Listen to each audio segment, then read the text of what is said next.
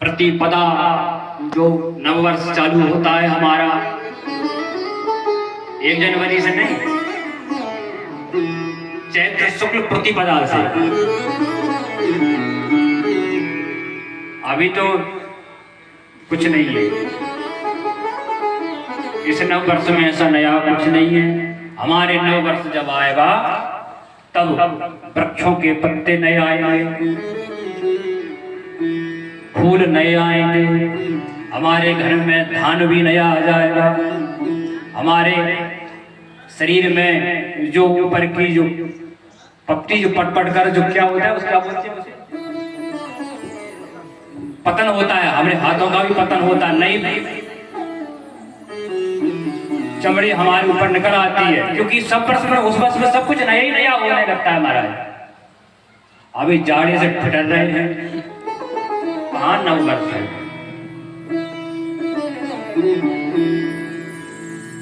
चैत्र प्रतिपदा से उन्होंने संकल्प लिया दिव्य अनुष्ठान का। ब्रह्मा जी कहते हैं चैत्र मासमारम्भ्याम् सप्ताविंशां संवत्सरा शिवा संपूज्या प्रतुधन्या रतः। और प्रतिपदा से लेकर के अष्टमी तक पूजन करती हैं, और नवमी के दिन माता के चरणों में उस पूजन के संकल्प को अर्पण कर देते हैं। ऐसे 27,000 वर्ष तक दोनों ने तप किया।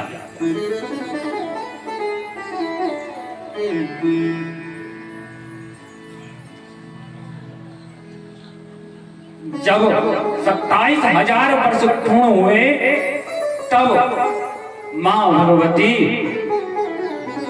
उन दोनों के समक्ष अष्टभुजी नारायणी भगवती शिवा शक्ति के रूप में सिंहवाहिनी देवी प्रकट हो गई। बोलो आदि शक्ति भवानी मैया की जय। और उनसे कहा कि मैं तुम्हारे दिव्य पूजन से प्रसन्न हूँ, हे मैना, हे हिमाचल, वरदान मांगो।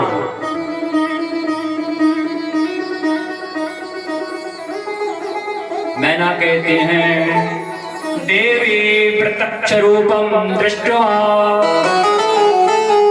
तवा मया धुनः त्वां स्तोत्रमिमक्षामि प्रसन्न भवा कालिके। हे मां, आपने प्रसन्न होकर जो मुझे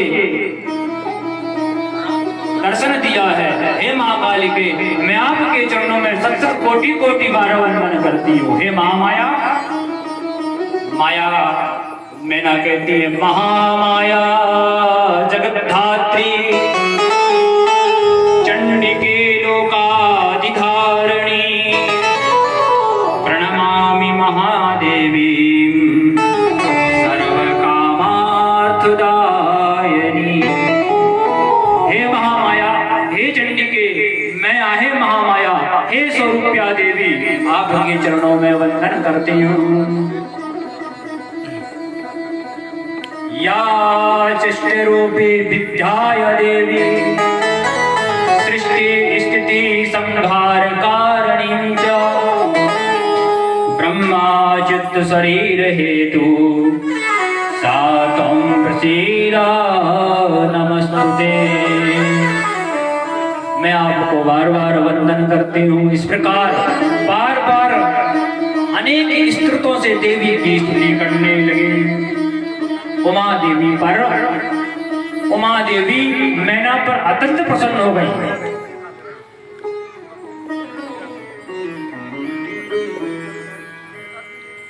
और फिर हिमाचल राज भी हाथ जोड़ करके वंदना करने लगे। राजो ततो सुवती प्रसाद पूर्वं साधुति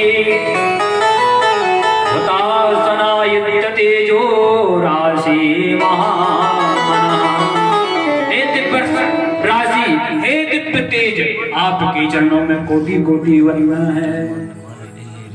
देखिए ये प्रेम, ये भाव है कि उस पराशक्ति को जो संसार की मूल सृष्टि करता है, जिसके द्वारा संसार की उत्पत्ति हुई है, उस देवी को प्रकट कर लिया। किसके द्वारा हुआ? प्रेम के कारण। मुझे एक संत के दृष्टांत याद आया, कथा बरसाने की है। बरसाने में एक संत आए, तो एक भक्त थे, वो नित्य संतों की सेवा करते थे। तो जेठ का महीना था, संत बोले भाई हम बरसाने में बहुत दिन से ठहरे हुए हैं, कोई साधन है नहीं, सामान ज्यादा है, भगत जी यदि आप कृपा करो तो नंदगांव तक जाना है, यदि आप छोड़ दो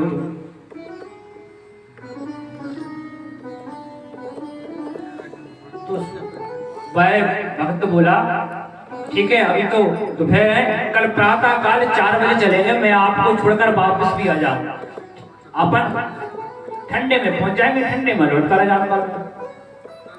ठीक है, समय पे आ जाना। बोले ठीक है आ जाऊंगा। क्या हुआ? अब इधर उधर महात्मा जी ने अपना सामान भी बांध करके रख लिया था। सुबह 4 बजे वह व्यक्ति आया, अपने महात्मा जी का सामान रख के चल दिया। अब महात्मा वृद्ध थे, श्वास की बीमारी थी, तो थोड़े चले श्वास भर जाए, फिर थोड़े चले श्वास भर जाए, ऐसे करते करते नंदगांव तक पहुंचते पहुंचते उनको तो फिर मध्याह्न कालीन ठीक 12 बज गए। दोपहरी का समय था, नंदगांव पहुंचे, सामान रखा। भगत जी उसे बोले भगत जी बैठ जाओ। बैठ गए, पान जल आया, जल महात्मा जी ने जल पिया, भगत जी की ओर कहा भगत जी तुम भी जल पियो। भगत जी ने हाथ जोड़ लिए, आंखों में से आंसू आ गए। हम यहाँ जल नहीं पी सकते। बोले क्यों? अरे यहाँ तो हमारी बेटी राधा ब्याही है, और ऐसा कहा गया है शास्त्रों में कि बेटी के घर का खाना पीना वर्जित है, बेटी के ना घर खाते हैं और ना पीते हैं। देखो मन से बेटी माना था राधा रानी को, उन्होंने रोने लगे। फिर आप बस अब मैं थोड़ी दूर तो बरसाना है, पहुंच जाऊंगा, घर जाकर जल पी लूंगा। आप उसी दोपहरी में चले दिए, जल नहीं पिया उन्होंने। अब वो भगत जी पैरों में कुछ पहनते भी नहीं थे, नंगे पैर चलते थे महाराज। अब कुछ दूर चलते चलते प्यास से व्याकुल, गर्मी का महीना, प्रचंड धूप पड़ रही थी, तो फिर के 12-1 बज रहा था। उस धूप से चलचलाती हुई धूप में महाराज चले जा रहे थे। क्या हुआ?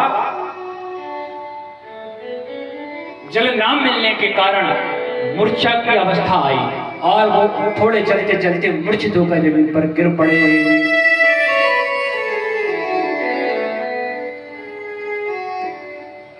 अब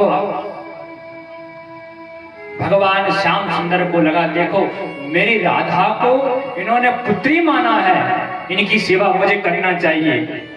क्यों? क्योंकि ये अगर राधा को पुत्री माना तो हमारी ससुर जी तो हुए, अब ससुर की सेवा करना चाहिए, पिता के समान है। बहुत जगह आया,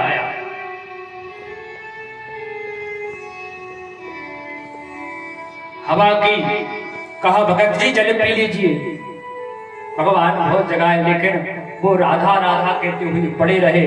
अब तक राधा नहीं आएगी तब तक मैं इनको जल नहीं पी सकते, क्या करूं? उसी समय मेरे श्याम सुंदर भगवान बरसाने की ओर दौड़ पड़े। उस समय भवन में, महल में राधा रानी अष्ट सखियों से घिरी हुई श्रृंगार कर रही थी। श्याम सुंदर पहुंचे दौड़ते दौड़ते, श्याम सखा को देख करके राधा रानी कहने लगी ऐसी जेठ की धूप में कैसे आए श्याम? कैसे पधारे आप? कैसे आए आप? तो भगवान ये बड़े कौतुकी हैं, चले आना तो हमको नहीं था, परंतु हे राधा, जो आपने कहा जेठ की ऐसी धूप में कैसे आए आप, तो तनिक विचार करो। नंदगांव की गेल में डरो है तुम्हारो बाप, नंदगांव की गेल में तुम्हारो बाप डरो है, बाहर जाके उठा लो। कहले हमारा बाप, यहाँ वो जो भगत जी तुम्हारे दर्शन करने आते हैं वो आपको पुत्री मानते हैं, तो क्या करूं? अरे एक मटकी में जल भरो और अब अपने बापे पे आया। तो उसकी एक पुत्री थी भगत जी की, उसका नाम था रजिया। तो रजिया को भेद झट राधा ने बनाए लियो और झटपट जिनके चरण सुकोमल मंजू मुकुल ऐसी चिलचिलाती धूप में राधा रजिया को भेद बनाए अपने भगत बाप के तोड़ी पास दौड़ी खाई है। चरणों में फूला पड़ गए, छाले पड़ गए और का पिताजी भोजन पा लो, जल पी लो, मुझे पता चला कि आप आ रहे हैं इसलिए मैं जल लेकर आ गई। बेटी रजिया, इतनी धूप में तुम क्यों आई? अपने पिता को जलपान करा करके भोजन करा करके राधा रानी तो अंतर ध्यान में गई। जब भगत जी घर पहुंचे, उन्होंने कहा बेटी आज तू नहीं आती जल लेकर तो मेरे प्राण निकल ही गए होते। रजिया बोली पिताजी मैं तो कहीं नहीं गई। अरे तुम्ही ने तो जल पिलाया, तुम्ही ने तो भोजन कराया।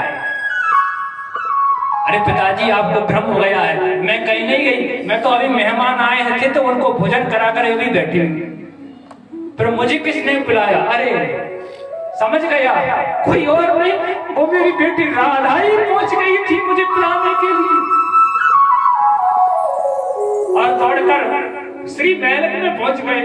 तो बेटी तू मेरे कारण इस चिलचिलाती धूप में बरसाने से पैदल चल करके नंदगांव के महल में गई, तेरी पैर में छाले पड़ गए होंगे। मैं कितना अभागा हूँ, अपनी कष्ट को दूर करने के लिए अपनी बेटी को तोड़ा लिया। इस प्रकार रोने लगे। यह होता है भाव।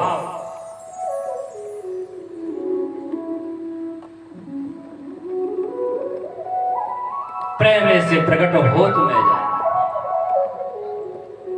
भगवान तो यहां भी है।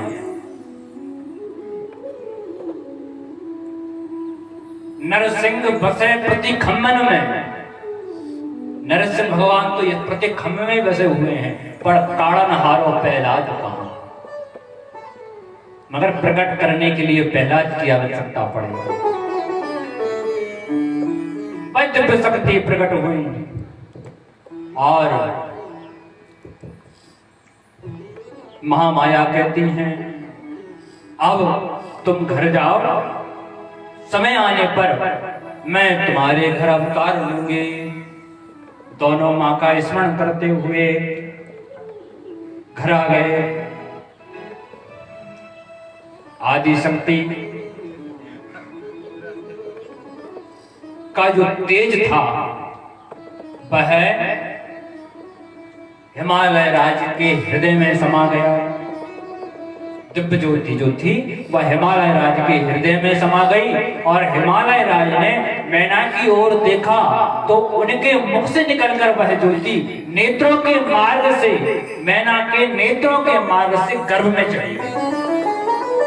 बोलो आदि शक्ति भवानी मैया की जय हो।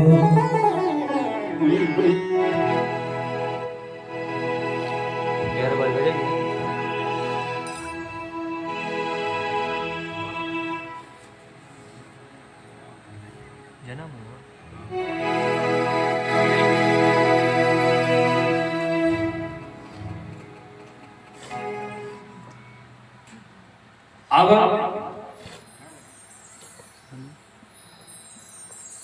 नवरात्र का समय आया, बसंत निकला और चैत्र का मधुमास का महीना प्रारंभ हुआ। प्रथम जब गर्भ आया, प्रथम मास आया, गर्भ आया तो दिव्य ज्योति उत्पन्न हुई। और मानो पत्र पुष्प खिलने लगे, जलधाराएं बहने लगी, पशु पक्षी आपस में मिलने लगे, सुगंध वातावरण छा गया, मानो मिट्टी में भी गंध आने लगी और लताएं पुष्प आपस में मिलने लगे, सुंदर वातावरण हो गया, पुष्प डालियां नदियां मानो जगमोर गुंजायमान कर रहे हैं, बड़े आनंद की अनुभूति होने लगी।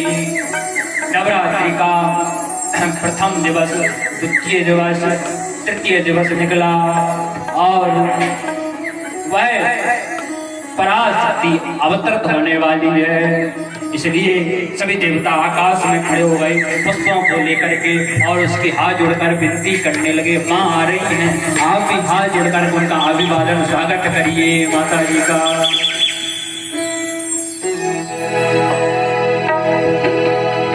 जनक सुता जग जननी जानकी, अतिशय प्रिय करुणा निधान की। जनक सुता जग जननी जानकी, अतिशय प्रिय करुणा निधान की। आगे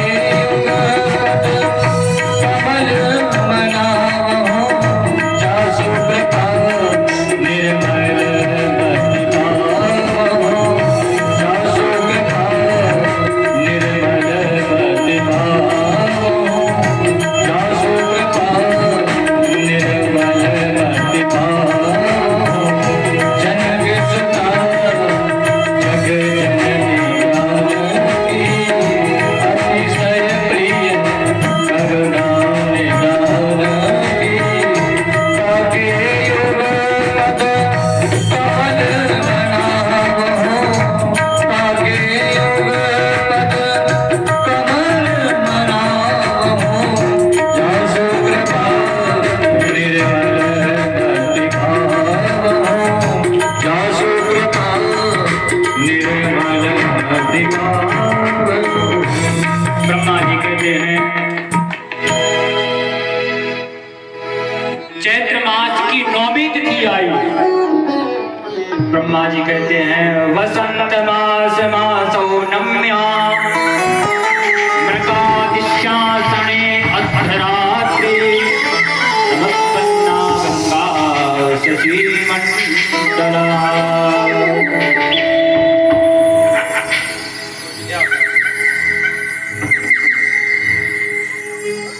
देखिए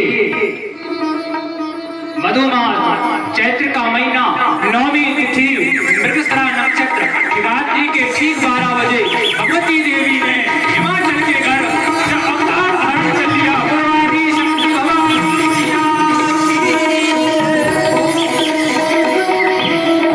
और सभी देवी देवता उनके घर आकर हाथ जोड़कर बधाई गीत गाने लगे, उत्सव करने लगा हिमालय के घर।